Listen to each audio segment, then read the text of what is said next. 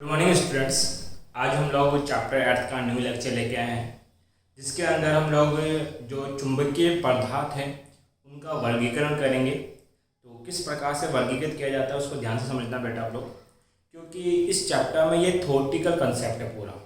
तो थ्योरी को जितने ध्यान से सुनोगे उतनी आसानी से आपको याद होगी, और मैं इसका हर एक सिंगल पॉइंट आपके पास एक्सप्लेन करने वाला हूँ। तो वीडियो को लास्ट तक जरूर देखना बेटा। जैसे हमें करना है क्या बेटा, पदार्थों का चुंबकीय क्षेत्र में व्यवहार हमें पढ़ना है, और किसके अनुसार बेटा, फैराडे के अनुसार। एक बार इसका पहले आप स्क्रीनशॉट ले लो, ताकि मैं अगर इसमें कोई लाइनें करूं तो वो आपको बाद में डिस्टर्ब ना करे। सबसे पहले फैराडे ने क्या किया बेटा, एक एक्सपेरिमेंट किया। उस एक्सपेरिमेंट के लिए क्या लिया बेटा, उसने एक फिक्स पॉइंट, मतलब यहाँ से उसने एक स्प्रिंग ली। ये स्प्रिंग है, स्प्रिंग के एक सिरे के साथ उसने क्या जोड़ दी बेटा, एक स्केल मापन के लिए, ताकि उसे पता कर सके कि कितना विस्थापन हो रहा है। तो इस स्केल की सहायता से हम लोग विस्थापन का मापन करेंगे। और यहाँ पर उसने एक होल्डर लगा दिया, ये होल्डर है, और इस होल्डर के अंदर वो चुंबकीय पदार्थों को रखता गया। इसका मतलब ये जो बेलन है ये किसकी बात करेगा बेटा, पदार्थों के बारे में बताएगा। और फिर उसने नीचे क्या ली बेटा, एक परिनालिका। और कौन सी परिनालिका, धारावाही।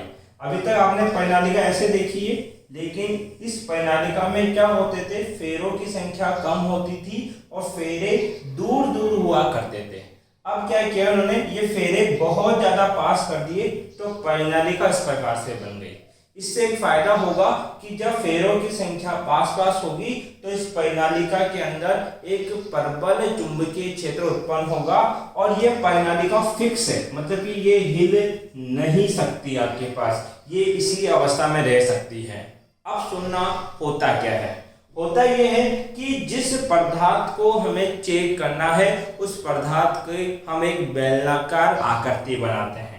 ये बेलनाकार आकृति बनाई और उस पदार्थ को इस पूरे सिस्टम में यहाँ पर जोड़ दिया जाता है। ये जो मैंने पदार्थ लिखा है, आप सबको ये तो पता ही है कि परिनालिका के भीतर एक प्रबल चुंबकीय क्षेत्र होता है। कौन सा बेटा, प्रबल चुंबकीय क्षेत्र उत्पन्न होता है, जबकि परिनालिका के बाहर चुंबकीय क्षेत्र का मान लगभग शून्य हो जाता है, या बोला जाए दुर्बल चुंबकीय क्षेत्र बसता है।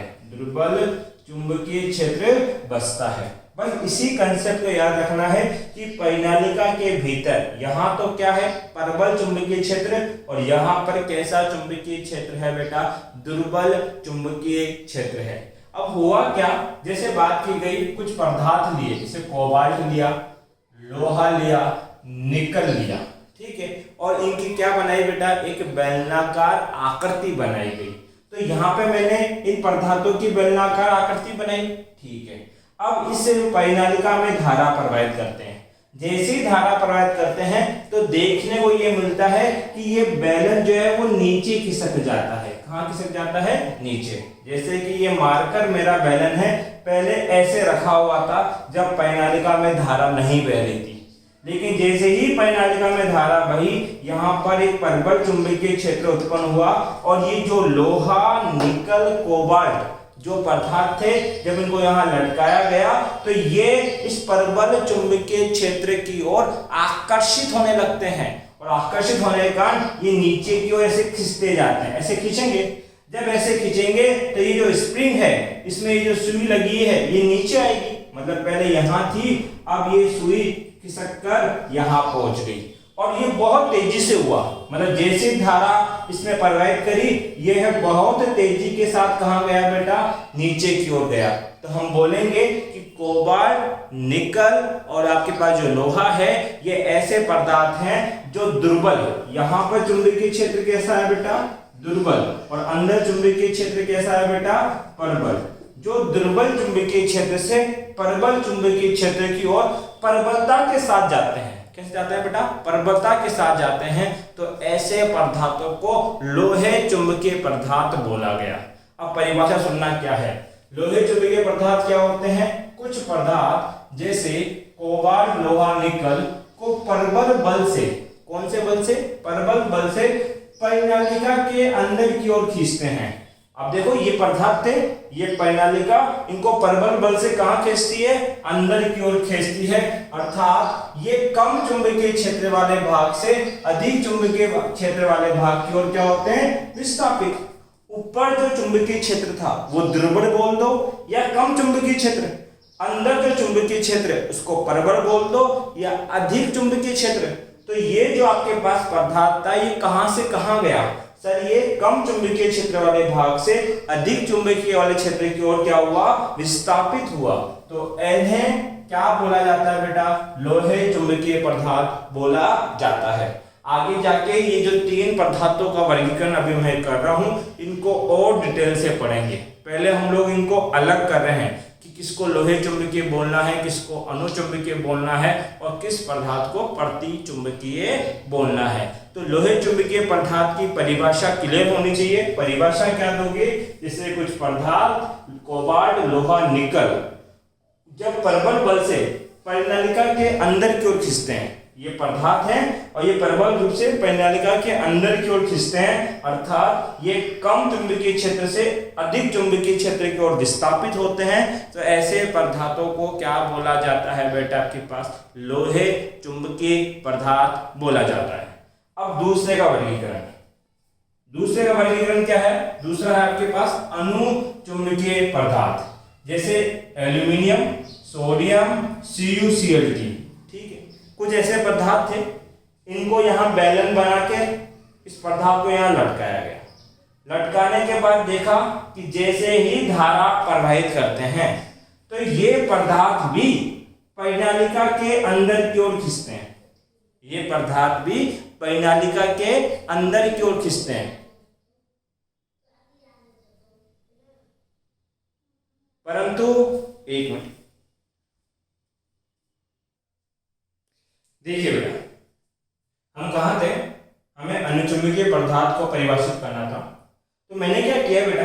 एल्यूमिनियम, सोडियम या कॉपर, CuCl2 क्या कोई पदार्थ लिया और उस पदार्थ का क्या किया बेटा? मैंने बेलनाकार आकृति बनाई। ठीक है, और उस बेलनाकार आकृति को यहाँ रखा। अब उस बेलनाकार आकृति को यहाँ रखने के बाद मैं इसका व्यवहार कैसा है उसको देखता हूँ कि ये कैसा व्यवहार यहाँ पे दर्शाता है। जैसे हम धारा प्रवाहित करते हैं तो इसके अंदर एक प्रबल चुंबकीय क्षेत्र उत्पन्न होता है और देखा गया कि ये जो पदार्थ है, ये जो बेलनाकार आकृति, ये धीरे धीरे दुर्बल से प्रबल की ओर विस्थापित होती है। मैंने ध्यान रखना क्या बोला है? धीरे धीरे। पहले वाला जो पदार्थ था वो तेजी से विस्थापित हो रहा था, अब कैसे होगा बेटा? ये धीरे धीरे क्या होगा? विस्थापित होगा। अर्थात अब जो पदार्थ है वो भी कम चुंबकीय क्षेत्र से अधिक चुंबकीय क्षेत्र की ओर विस्थापित होते हैं, परंतु दुर्बलता से विस्थापित होते हैं या धीरे धीरे विस्थापित होते हैं। ऐसे पदार्थों को क्या बोला गया बेटा? आपके पास अनुचुंबकीय पदार्थ। तो परिभाषा यही है। कुछ पदार्थ जैसे एल्यूमिनियम, सोडियम, CuCl3 आदि भी परिनालिका के अंदर की ओर खींचते हैं, मतलब ये पदार्थ भी परिनालिका के अंदर की ओर जाते हैं, परंतु ये दुर्बल होते हैं। दुर्बल का मतलब धीरे धीरे जाते हैं और इन्हें क्या बोला जाता है बेटा? अनुचुंबकीय पदार्थ कहते हैं। अब जो तीसरा पदार्थ हमें पढ़ना है वो है बेटा आपके पास प्रतिचुंबकीय पदार्थ। जैसे अधिकांश पदार्थ जैसे जिंक हो गया, बिस्मिथ हो गया, सोना हो गया, चांदी हो गई, ये कुछ पदार्थ हैं, इनका हमने बेलनाकार आकृति बनाई और उसको यहाँ लगा दिया। ठीक है, अब क्या करते हैं कि इसके अंदर हम लोग धारा का प्रवाह करते हैं। धारा प्रवाहित करेंगे तो परिनालिका के अंदर क्या उत्पन्न होगा? एक चुंबकीय क्षेत्र उत्पन्न होगा। अब उस चुंबकीय क्षेत्र में आने पर हमने देखा कि ये जो पदार्थ है ये चुंबकीय क्षेत्र से दूर भागता है, अर्थात ये ऊपर की ओर जाता है। जो ऊपर जाता है तो ये स्प्रिंग को ऐसे दबाएगा और ये जो सुई है अब वो हमें यहाँ दिखाई देती है। तो हम लोगों ने बोला कि ये जो पदार्थ है ये प्रबल चुंबकीय क्षेत्र से दुर्बल की ओर जाता है या चुंबकीय क्षेत्र से दूर विस्थापित होता है और धीरे धीरे विस्थापित होता है। ऐसा नहीं कि तेजी से ऊपर चला गया, बहुत धीरे धीरे कहाँ जाएगा? ऊपर जाएगा। तो ये जो पदार्थ है ये चुंबकीय क्षेत्र से दूर भागता है। ऐसे पदार्थों को क्या नाम दिया गया है बेटा? प्रतिचुंबकीय पदार्थ। तो अधिकांश पदार्थ जैसे जिंक, बिस्मिथ, सोना आदि पर बल की दिशा अधिक चुंबकीय क्षेत्र वाले भाग से कम चुंबकीय क्षेत्र वाले भाग की ओर होती है। इसके अंदर जो चुंबकीय क्षेत्र है वो कैसा है? अधिक। ऊपर जो चुंबकीय क्षेत्र है वो कैसा है? कम।